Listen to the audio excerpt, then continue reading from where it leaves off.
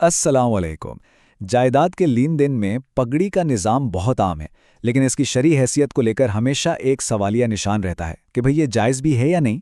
तो इसी पेचीदा मौजू को साफ साफ समझने के लिए आज हमने इस्तिफ़ादा किया है मुफ्ती साबिर महमूद साहब की तहकीक से, और उसकी रोशनी में हम इसका एक शरई तज्ज़िया करेंगे।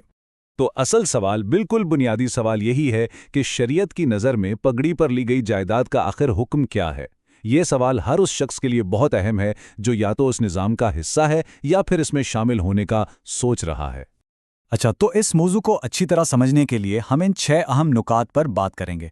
सबसे पहले तो ये देखेंगे कि पगड़ी का निज़ाम असल में है क्या, फिर उसकी शरई हैसियत जानेंगे, पगड़ी की रकम के हुक्म पर बात होगी, इसका जायज़ मुतबादिल क्या हो सकता है वो भी देखेंगे, फिर विरासत जैसे कुछ ख़ास मसाइल को समझेंगे और आखिर में एक खुलासा पेश करेंगे कि हमें करना क्या चाहिए।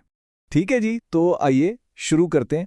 सबसे पहले तो ये समझना ज़रूरी है कि ये पगड़ी का निज़ाम आखिर है क्या चीज़। देखिए, पगड़ी आम लफ्ज़ों में वो एक मोटी रकम है जो किराएदार मालिक के मकान को बिल्कुल शुरू में ही दे देता है, और उसके बदले में उसे क्या मिलता है? उसे एक गैर मुअय्यना मुद्दत तक उस जगह पर रहने का हक मिल जाता है, और जो माहाना किराया होता है ना, वो भी मार्केट रेट से बहुत ही कम हो जाता है। लेकिन यहाँ एक बहुत अहम बात है जो याद रखनी है कि इस लेन देन में जायदाद की मिल्कियत किराएदार को नहीं मिलती। चलें अब देखते हैं इस मसले का सबसे अहम पहलू कि इस्लामी फ़िक़्ह इस पूरे निज़ाम को किस नज़र से देखती है। देखें, शरीयत में ना प्रॉपर्टी के मामलात के लिए दो बिल्कुल साफ और जायज़ तरीके हैं। एक है बै यानी सेल, जिसमें मिल्कियत एक से दूसरे को मुंतकिल हो जाती है। दूसरा है इजारा यानी किराएदारी, जिसमें सिर्फ इस्तेमाल का हक एक फ़ीस के बदले दिया जाता है। अब पगड़ी का मसला ये है कि वो ना तो पूरी तरह से बै है और ना ही इजारा। वो इन दोनों के बीच की एक अजीब सी चीज़ बन जाती है जिसे हम कह सकते हैं हक की फ़रोख्त, और यही चीज़ इसे शरई तौर पर एक नाजायज़ मामला बना देती है। और इसकी बुनियाद फ़िक़्ह इस्लामी के बहुत अहम उसूल पर है, जैसा कि मशहूर किताब अल-अशबाह वन नज़ायर में लिखा है, अल-हुकूकुल मुजर्रदा ला यजूज़ुल एतियाद अन्हा। इसका सीधा सादा मतलब यह है कि आप महज हुकूक के बदले मुआवजा नहीं ले सकते। यानी किराए पर रहने का हक ये कोई ठोस चीज़ नहीं है जिसे बेचा जा सके। ये एक गैर मादी हक है, कोई काबिल फ़रोख्त असासा नहीं। अच्छा, यहाँ एक बहुत आम गलतफहमी है जिसको दूर करना बहुत ज़रूरी है। कई लोग पूछते हैं क्या पगड़ी सूद है? तो इसका जवाब यह है कि नहीं।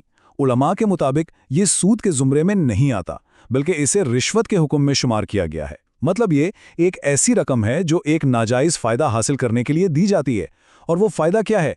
गैर मुअय्यना मुद्दत तक मार्केट से कम किराए पर कब्ज़ा बरकरार रखने का हक। अच्छा, तो अगर ये पूरा मामला ही नाजायज़ है तो फिर इस बड़ी रकम का क्या होगा जो किराएदार ने मालिक को दी थी? शरीयत इस पैसे को क्या समझती है? और यहाँ पर एक इंतहाई अहम नुक्ता है। शरीयत की नज़र में पगड़ी के नाम पर जो पैसा दिया जाता है ना, वो किसी हक की कीमत नहीं है, बल्कि वो मालिक के मकान के ज़िम्मे किराएदार का कर्ज है। सीधी सी बात, वो रकम एक कर्ज है, उससे कोई हक खरीदा नहीं जाता, बल्कि वो एक अमानत है जो मालिक पर वाजिबुल अदा है। अब इस हुक्म के नताइज क्या निकलते हैं वो बिल्कुल वाज़ेह हैं। पहली बात, जायदाद 100% मालिक की ही रहती है। दूसरी बात, किराएदार को कोई मालिकाना हक हासिल नहीं होता। तीसरी और बहुत अहम बात, जब भी किराएदार जगह खाली करेगा, पगड़ी की पूरी रकम उसे वापस करना लाजिम है। और चौथी बात, पगड़ी की बुनियाद पर किया गया कोई भी मुआहदा इजारा फासिदा यानी एक नाकिस करप्ट किराएदारी का मुआहदा है जिसे फौरी तौर पर ख़त्म कर देना चाहिए। ठीक है, अब जब मसला समझ में आ गया है तो सवाल उठता है कि इसका हल क्या है। आइए देखते हैं कि उलमाए किराम ने इसका क्या जायज़ और अमली हल तजवीज़ किया है। जी हाँ, इसका एक बिल्कुल जायज़ मुतबादिल मौजूद है जो माली तौर पर वैसे ही नताइज देता है, लेकिन शरई हुदूद के अंदर है। पहला कदम, एक तवील लेकिन मुतय्यन मुद्दत का किराया नामा करें, मसलन 50 साल या 99 साल। दूसरा कदम, किराएदार एक बड़ी रकम बतौर एडवांस या पेशगी किराया अदा करें। ये पगड़ी नहीं बल्कि तयशुदा मुद्दत का एडवांस किराया है। तीसरा कदम, एक छोटा अलामती माहाना या सालाना किराया भी तय कर लिया जाए। और चौथा, माली की इजाज़त से किरायादार अपनी बाकी मानदा मुद्दत किसी और को मुंतकिल कर सकता है और इससे उसका मुआवजा भी वसूल कर सकता है। ये एक बिल्कुल दुरुस्त शरई मुआहदा है। चलें अब कुछ खास सूरतों को देखते हैं। मिसाल के तौर पर एक बहुत अहम सवाल ये है कि अगर पगड़ी के मामले में किराएदार का इंतकाल हो जाए तो फिर क्या होगा। देखें, विरासत के मसले यहाँ बिल्कुल साफ हैं। जो असल प्रॉपर्टी है, घर या दुकान, वो तो विरासत में नहीं आएगी क्योंकि वो तो मालिक की चीज है। लेकिन जो असल पगड़ी की रकम दी गई थी वो मरहूम का माल है, उसका तरका है, और वो तमाम शरई वुरसा में उनके हिस्सों के मुताबिक तकसीम होगी। बिल्कुल इसी तरह अगर किराएदार ने अपनी जेब से कोई मुस्तकिल तामीराती काम करवाया था, जैसे टाइल्स लगवाएं या कोई फिक्सचर लगवाया, तो उन चीज़ों की जो मालियत है वो भी तरके में शामिल होगी। और इस मामले की संगीनी का अंदाज़ा इस हदीस मुबारका से लगाया जा सकता है जिसमें फरमाया गया कि जो शख्स अपने वारिस की मिरास काटेगा, यानी उसका हिस्सा नहीं देगा, तो अल्लाह ताला क़यामत के दिन उसकी जन्नत की मिरास काट लेगा। ये हमें याद दिलाता है कि वरसा को उनके हक से महरूम करना कितना संगीन गुनाह है। तो आइए इस सारी गुफ्तगू के जो अहम नुकात हैं उनको एक बार समेट लेते हैं। आइए अहम नुकात को दोहरा लें। सबसे पहली और अहम बात, जो आम पगड़ी का निज़ाम है वो शरई तौर पर दुरुस्त नहीं। दूसरी बात, जो पैसा दिया गया है वो दरअसल एक कर्ज है जिसे वापस करना लाजिम है।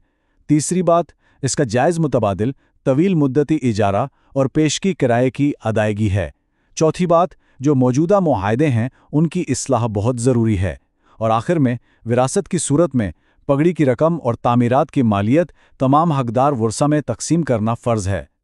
और आखिर में ये सवाल हम सब के लिए छोड़े जाते हैं कि जो मौजूदा पगड़ी के मुआहदे हैं उन्हें शरीयत के मुताबिक कैसे ढाला जाए।